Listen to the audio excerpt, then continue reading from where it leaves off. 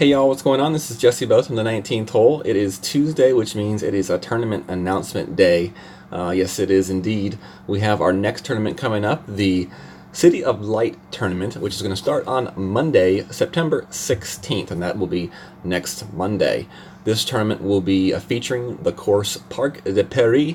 As you can see, the Eiffel Tower in the background. It says City of Lights, so it kind of leads me to believe this is going to maybe be a tournament maybe taking place in maybe the afternoon, late evening, maybe a little bit of a dusky feel, but I don't know, just kind of a guess at this point. We'll have to wait and see. This course has been featured in 3 other tournaments, so I'm going to give you a little bit of a history of the tournaments that they've been in.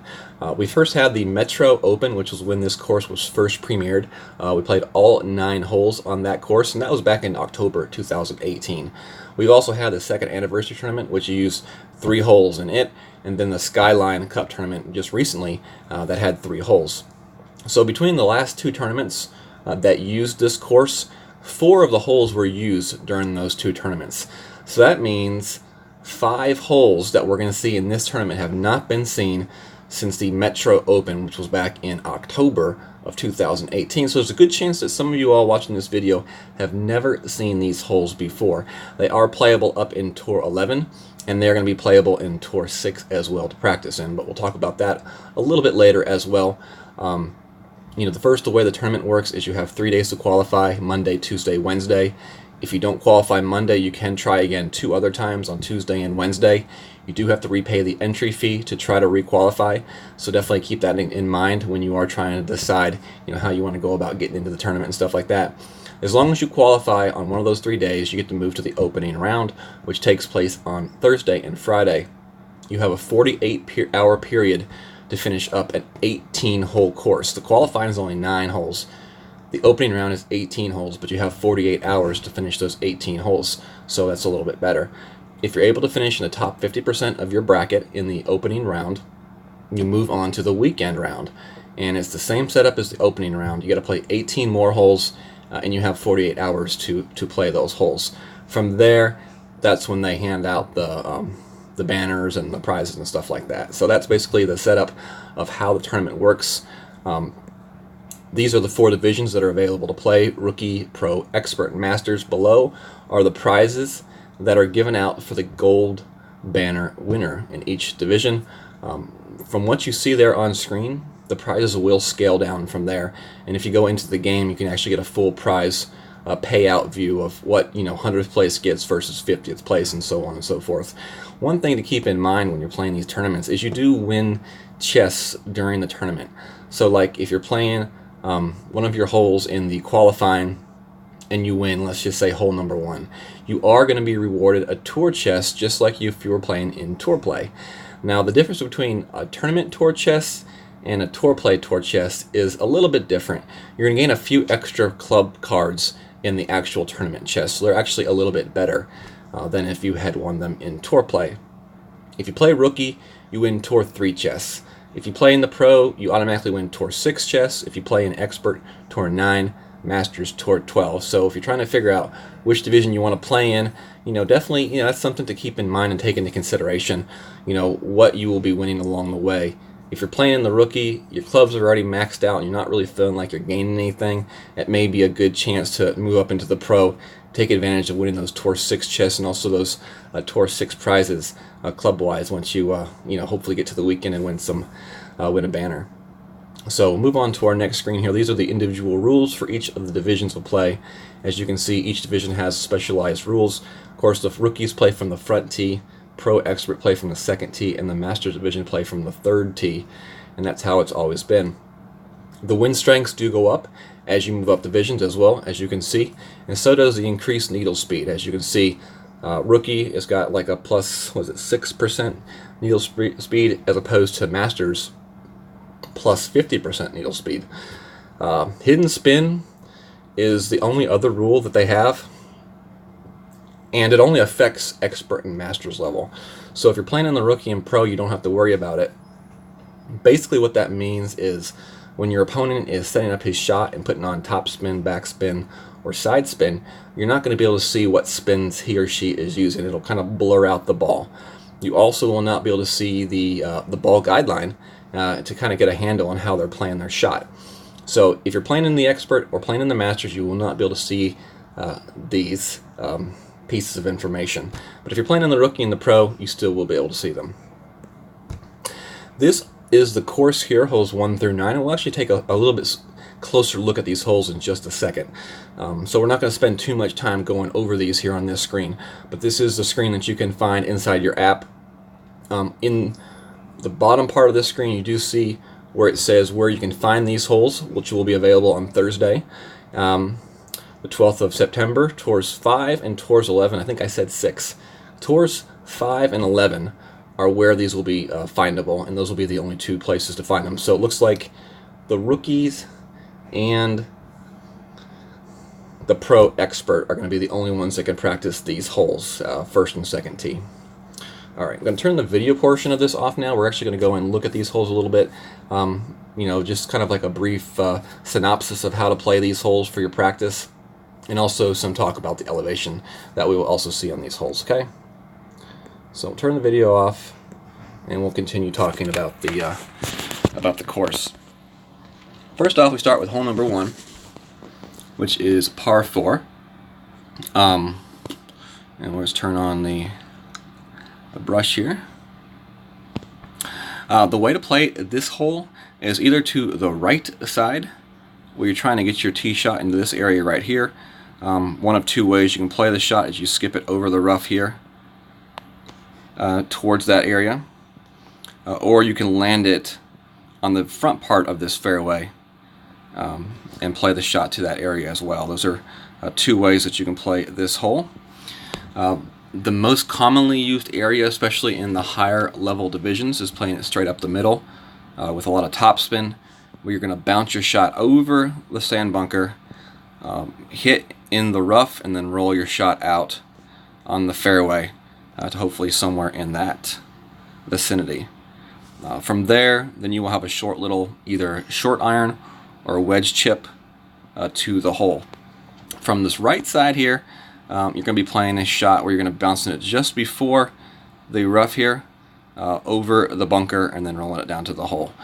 Off the tee box, you're going to play a plus 10% for your elevation change, and then for your second shot, 0%. So 0% for your second shots, 10% for the shot off the tee box. And we'll go into a little bit more detail later in the week when I do my guide videos as to ball usage, club usage, and then maybe a little bit into the different spins that you may use. But just keep in mind that spins and the exact way you play these holes won't really totally be known until we actually see what kind of wind we have for each shot during the tournament. But we can definitely talk about the different ways to play these holes and maybe some strategy to use, and definitely what you can do during your practice time this weekend. So that's hole number 1. There is one other shot I think that people have played, high level clubs and Rookie, and if you're going to use like a berserker ball, is playing a shot to this left, way over here to this left here, where you take the shot over those trees, hit off that fairway, and then bounce towards the green. You'll hit in the rough, and then you roll out towards the green. And that is one other way to play it, you know, but you do have to have pretty decent clubs, and you have to be willing to use a power 5 ball for that shot to work at all. Alright, moving on, hole number 2 here, par 3. I like somewhere between plus 10 and 20%. I would probably say for sure the 20% is going to be from the second tee. From the first tee, I'm not 100% sure, but I think it may be 20% as well. It's been a while since we played this hole in the tournament. So the best way I think to play this hole is going to be a bump shot here, where you're going over the bunker. You're bouncing somewhere in here, landing over that bunker there, and then rolling it towards the hole. You could also try a rough bump shot here, or a shot where you land over here on this right fairway and take it towards the hole that way as well. Those are all different ways to play this hole, and you know, one of those 3 ways will definitely be the key to it. I want to say last tournament we had this hole, I play the shot to this left-hand side. I'm going to see if I can find some of those videos from previous tournaments and put together a video for you all, but that will definitely all depend on my time limitations during the week as well. So that's hole 2. Hole 3 here, we're playing this one off the tee box, plus 20%. This is a tough par 5. In lower divisions, you could take out a power 5 ball and try to blast this one. You could play with a ball with a lot of topspin and try to just bring your shot up this fairway through this little kind of narrow neck area and try to roll your shot out into here. That would be your plus 20% elevation change. There's also a shot you can play over if you use a little bit better of a ball and try to land it past that rough and try to get, you know, a nice kick out and roll up the fairway. You can also play a power curl shot where you land it in this area right here with top spin and left spin and try to bring it up this way as well. So there's just all different kinds of ways that you can play this hole. Higher level divisions, depending on what kind of a wind you get, you can take a complete power shot where you are trying to land your shot in this area right here, bounce it way up that fairway, and then from there you have a really nice shot at the actual hole with a wood club. But let's just say you are playing it conservatively and you are bouncing it over the rough and the bunker up this way, and you can get somewhere right in there. From there you're going to play, so the drive was 20%. This shot's going to be somewhere between -5 to -10%. And you're going to be landing your shot in this area right here with some right spin and top spin. And your ball's going to bounce over the rough, land on that fairway, and then roll it down towards the green. And that's going to be the way that you'll see a lot of people playing it in the lower level divisions. Now, higher level divisions, you're going to see people playing all kinds of trick shots on this hole. 15, 20 ring adjustments, power curl shots, trying to get into a distance, most likely with either their sniper or their guardian, because there is a play on this green where you can play a full backspin guardian shot past the hole, and there used to be a little bit of a funnel past the hole into the left, where if you hit it just right, that ball would roll back down into the hole for the albatross. Will Playdemic fix that or make a tweak to it where that doesn't work? We'll have to wait and see, but that's definitely something to keep your eye out for and see how people do decide how to play this hole once we find out what tournament wins will be like. Alright, hole number 4. This is one of the holes that we have not seen since the Metro. This one right here, you can play it several different ways. You can play a jump shot off this fairway. You can play a rough bump here as well, or you could play some sort of a full backspin guardian shot off the front edge of the green. This is a tough hole to play, and you're gonna see some people figure it out, but you're gonna see some people that have a lot of issues with it as well. I would suggest playing this one at plus 20%. Now, the thing that you're going to have to really pay attention to is this fairway right here. And can you see all the little bumps in that fairway? Yes, very uneven surface in that fairway. So the key is to find a landing spot, which why I have this little circle here in the front, of a spot that is more flat and consistent. And that's really kind of what you want to do with any type of par 3 that you're trying to dial in, is you want to find a landing zone where you can get that consistent bounce. Lower levels, definitely Sniper and Viper.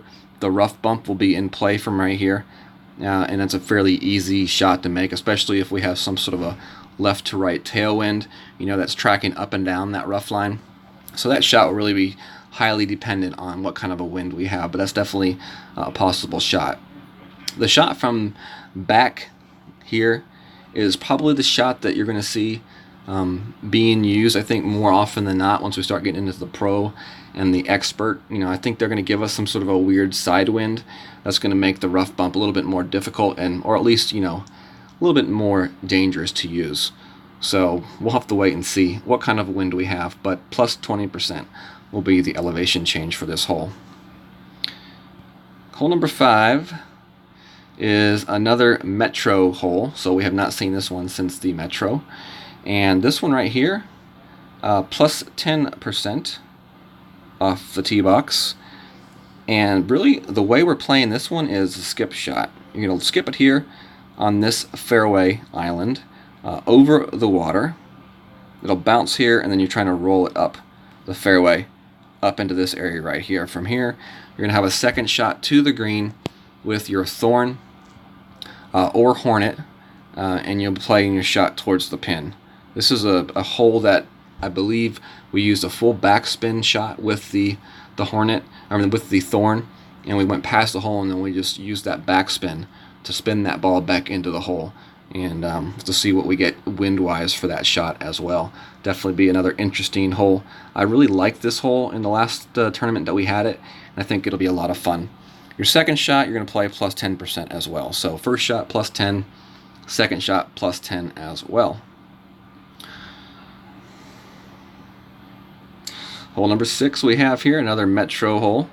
This hole right here is going to be, played pretty much the same off the tee box in every division, where you're bouncing your shot off this front left edge of the first fairway over the bunker, landing it right here, and then rolling it up as far as you can into the second fairway. So for this hole here, I would play plus 10% off the tee box. Now the second shot is where it gets kind of interesting. First of all, we're just going to play 0%. We'll play straight up elevation for the second shot, and you have a choice, and the choice may depend on where you get on your drive too. The farther up the fairway, the more it opens up the possibility for the shot to the left-hand side. Otherwise, you're going to be playing a shot to the right-hand side and using left spin and some curl to curl this one around to the hole and on the green. There is kind of like a slope on the back side of this green, so any shot that goes to the back side of the green is going to kind of curl around back down towards the hole, so definitely keep that in mind. The shot from the on the right side, though, is I think the shot that gives you the best chance of possibly hitting the albatross. Now, most of the time you're going to be looking at a Viper lower levels or a Sniper in the higher levels for this shot, and it's going to be a shot that you're going to be using some right spin, back spin, and right curl on, maybe just a little bit of right curl, and the shot's actually going to hit, bounce around, and then come down the slope back down to the hole, hopefully dropping for your albatross. Let's see, I'm trying to think of any other ways I've seen this hole played. I think there may be some sort of a rough bump possibility for the second shot, but I can't remember if these trees really get in the way, and that may be just a specialized shot if you get into a specific location. But I think the majority of the ways you're going to play this hole is with the Sniper to the left, or probably your Big Dog to the right-hand side. Especially lower levels, I think the Big Dog is going to be the only club you have that gives you the curl amount that you will need to make that shot. But we'll go into a little bit more detail on this hole once we do get into our guide a little bit later in the week. Hole number 6 is a hole. Hole number 7 is a hole that we've had recently. We had it on the Skyline tournament, and this one right here, plus 10% off the tee box, and you can play this shot either short here, which leaves you a long iron towards the hole.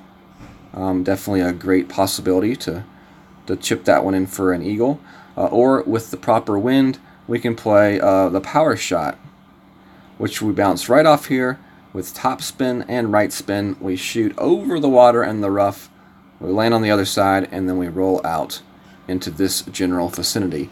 Definitely risk versus reward type shot. Too much topspin use can put you in the rough line here. Still will be a very easy birdie putt, and definitely a good chance at still an eagle chip out of the rough towards this hole, 100%. For your second shot, it's going to be probably 0% elevation, which would be most likely a wedge or a short iron towards the hole from the left side, greatly depending on the drive distance that you hit. But definitely, I think playing to the left side, if the wind permits, is going to be your absolute best chance at the eagle. And it really just comes to down to what kind of a wind we have for the second shot and dialing in that wedge shot. In the Skyline Cup, that wedge shot was actually kind of a difficult shot because I think we had a headwind for that second shot, which kind of made things a little bit more difficult with the ball guide, because that brought in the compressed ball guide. So you had to almost like aim your shot through the hole, and it almost felt like it was too far, but then that headwind actually compressed that ball guide to make it just perfect. So it's definitely was a very interesting and fun shot to try to figure out last tournament. Hole number 8 is par 3. This one right here we've seen several times. The Skyline Cup, second anniversary tournament, and also the Metro. Plus 20% off the tee box. A few different ways you can play this shot. You can play the shot off the back of the fairway to roll it up. You can play your shot off here in the lower levels with a long iron, or I played the shot with a sniper, which I landed it somewhere in this area right here with somewhat of the same type of ball path as the landing it farther back in the fairway. Played a plus 20%, but this was definitely a shot that this is a tough par 3, especially in the pro and up divisions. In the rookie, you can play that shot closer to the edge of the green, you know, up in this area right here in between the two shadows. And usually in the rookie, you know, you can dial that shot in for sure with a long iron. Pro and up is looking like sniper, and then I think in the Masters level you even use a driver with some control and backspin. Alright, last and final hole. Hole number 9. This hole right here, you have two options. One option is playing the shot from to the right side here, where you land it here and try to get it up towards this front left-hand edge of the fairway. And actually, let me bring that back. You're laying it in here and trying to cut off that, and then roll it up into this edge. From there, you know, you're looking with a wood club with some good distance and topspin, and what you're actually going to do is you're going to play the shot through the trees, rough bump it up towards the green or the fairway. The other option is playing it to the left-hand side, where you play it off of this area here with a control driver, and then up to this top area here. From there, you have a second shot where you will skip it off of this edge of that fairway and then up as far as you can into that third fairway area. From there, then you have a short iron towards the hole. The best way to play this hole, as you all can see, is to the right-hand side, unless you're possibly playing in higher level division with a good wind, and you can play some sort of power curl shot to that left side, which could possibly end you in this area right here on your drive, which from there, you know, it's a much easier second shot towards the hole than would be that play to the right. But for the most part, everybody played the shot to the right-hand side in the last tournament. If I remember correctly, a quarterback and a rock was a really good play, just because of the control that you had with those ball guides. You were able to really pinpoint where you're going to put the shot. Or if you had a higher level driver with good accuracy, that worked as well. But definitely a hole that you want to pack that wood club with good distance and topspin. Big Dog, Cataclysm were very popular plays on that hole. Drive distances for your second shot, plus 10%. For the drive, I'm pretty sure it was like plus 10% as well. It may have been 0, but I'm pretty sure it was 10.